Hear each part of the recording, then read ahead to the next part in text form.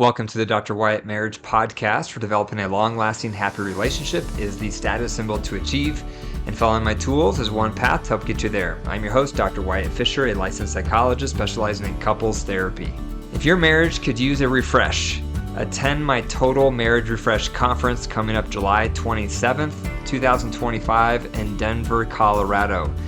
My conference is a one-day experience for you to get away from the craziness of life, put your marriage first, learn a lot of tools, and work with me all day long. There's no mandatory sharing. It's set up like a class so you can learn, you're going to laugh, you might cry, and you're definitely going to leave inspired on how to move your marriage forward. You don't want to miss it. To learn more, click the link in my show notes or go to my website, drwyattfisher.com, and click on Colorado Marriage Retreats.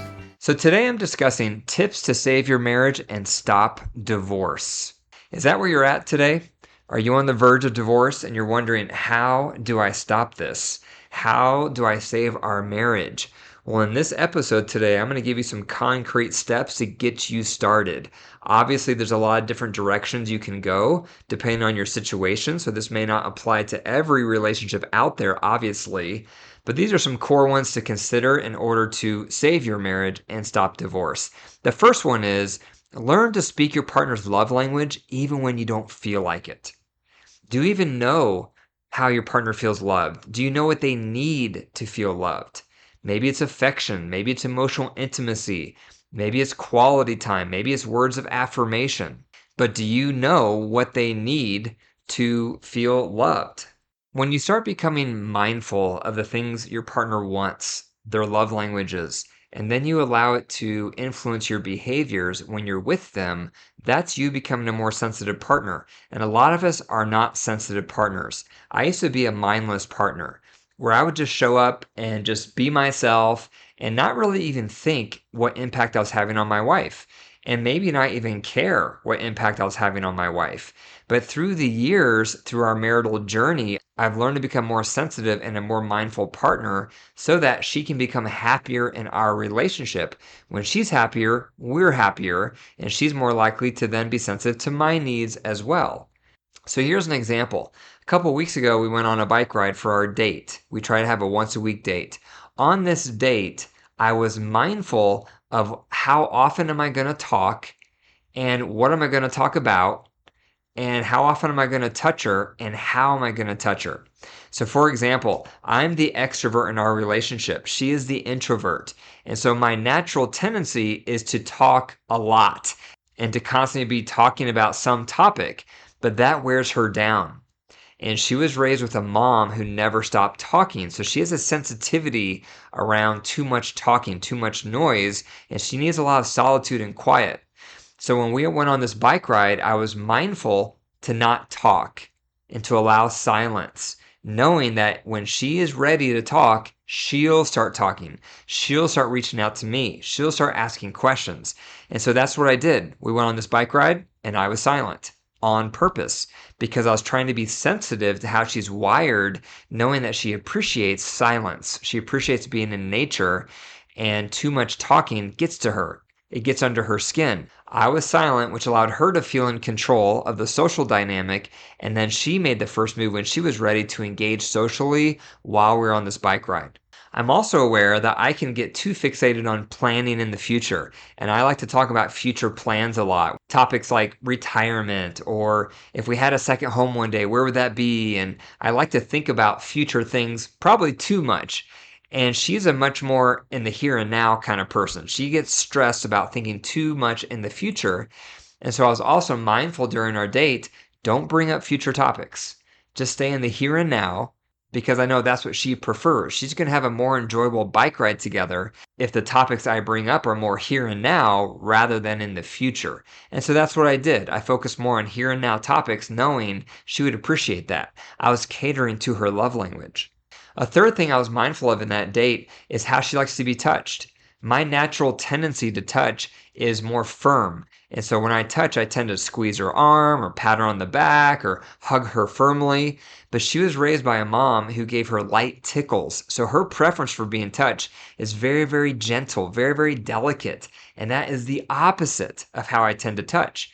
But because I'm trying to be a good partner and mindful of how she likes to be loved, I gave her the kind of touch she likes. So every time in that date that I went up to touch her, I translated my impulse to give firm touch to more delicate and light, gentle touch because I know in my mind that's the kind of touch she likes.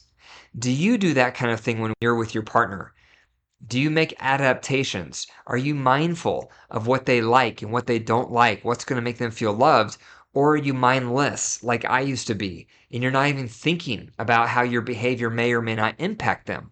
That's a significant thing to think about because the more mindful you become, the more sensitive you become to how your partner's wired and what makes them feel loved, the better partner you are going to be. Number 2, stop doing things that makes your partner feel negative toward you.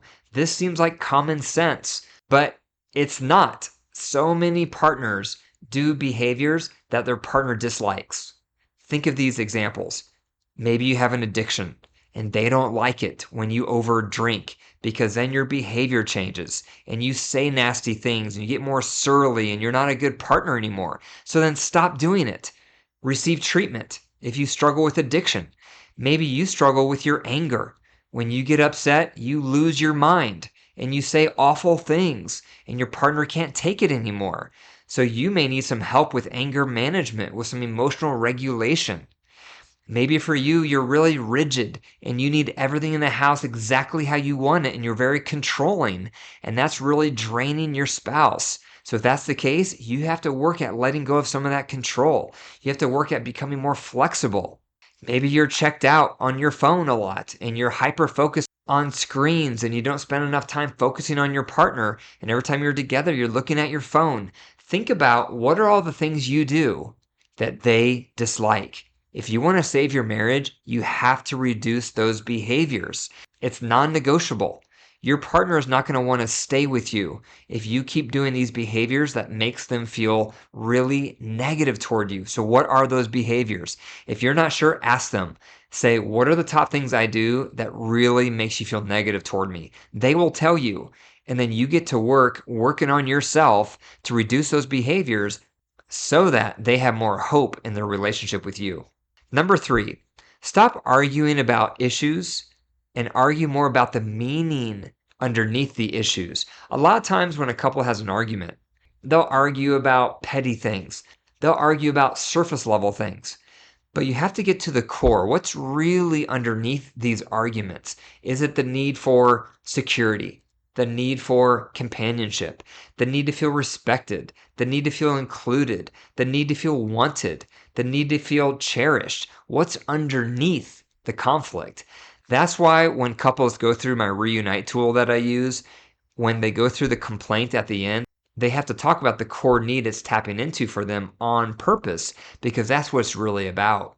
When you hear the core need that's underneath your partner's frustrations, that's what matters most. And that can be very impactful because when you hear that core need, it can create an aha moment because you didn't realize that's what's really going on here.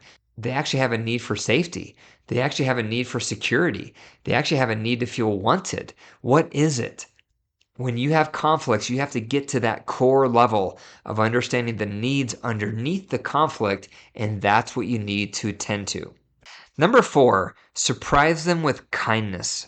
Are you in a dynamic with your partner where it's tit for tat? They haven't made the first move, so I'm not going to make the first move. They haven't met my needs, so I'm not going to meet their needs. They haven't taken a step, so I'm not going to take a step. Now, obviously, we don't want to be the ones who are always taking the first step because then we get burned out. But often it requires one partner to start changing the relationship. And that one partner can be a powerful catalyst for change by taking the first step. So what is that for you? If you were to take the first step toward your partner, does that mean you're going to be the first one to say sorry? Maybe you can be the first one to own your contribution to the problems in your relationship. Maybe you can be the first one to start meeting their needs even when your needs are not being met.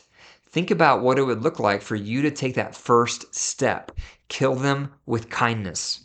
Because often what happens is if you start taking that first step, if you start being kind, if you start tending to their needs, even when yours are not being met, often that's going to inspire your spouse to start reciprocating.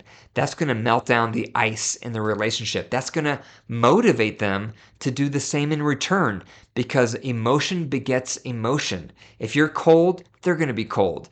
If you're agitated, they're going to be agitated. If you're kind, they're going to be kind. And so become the change you want to see in your marriage. Take the first step. Now, if you're taking this first step repeatedly over time and your partner still makes no changes whatsoever, you may need to get a separation, because maybe they need a wake-up call. So this intervention I'm suggesting, only try it for a few months. And if after a few months of you taking the first step, you still see zero reaction in your partner, then you may need to consider a more severe step like a separation. And you don't want to continue this, because then you will burn out and then it can feel like neglect. Number 5, get help before it's a crisis. Are you waiting too long to reach out for help? Most couples do. Research shows that most couples wait 4 to 7 years after problems begin before reaching out for help. And when you wait that long, at least one partner is hanging on by a thread. And you do not want to wait that long, because then the motivation to get things better is low. So recuperating the relationship is that much harder. My wife and I made this mistake. When we were going through our winter season early in our marriage, we waited about 4 to 7 years before reaching out for help, and it was way too long. By then, we both had walled off from each other. There was so much resentment, so much bitterness, that it took a long time to work through all those problems, all those knots, and create new normals. Don't let that happen to you. If you are struggling, you need to reach out for help. If your marriage was going to get better, it already would have on its own. Don't delay. If you are struggling, if you are starting to feel hopeless, reach out for support. That's what marriage professionals are for. So those are 5 tips to save your marriage. Number 1, speak their love language even when you don't feel like it. Number 2, stop doing the things that make them feel negative toward you. Number 3, stop arguing about the issue and instead argue about the meaning underneath the issues. Number 4, surprise them with kindness. And number 5, get help before it's a crisis. If you'd like to learn all my tools, sign up for my Tools Marriage course. We meet weekly, Tuesdays at 5 to 5:45 p.m. Mountain Standard Time, and it's my most cost-effective resource to help you build a healthy relationship. To learn more, click the link in the show notes or go to my website, drwyattfisher.com, and click on Tools. If you found value in today's episode, share it with a friend, and be sure to click the 5 stars and leave a review. And remember, you are the only thing you can control, so work on your side of the equation, your side of the street, to maximize your marriage getting better. If you have a question you'd like for me to address on the podcast, leave a voicemail at 303-578-0618. Thanks for listening, and I'll see you in the next one.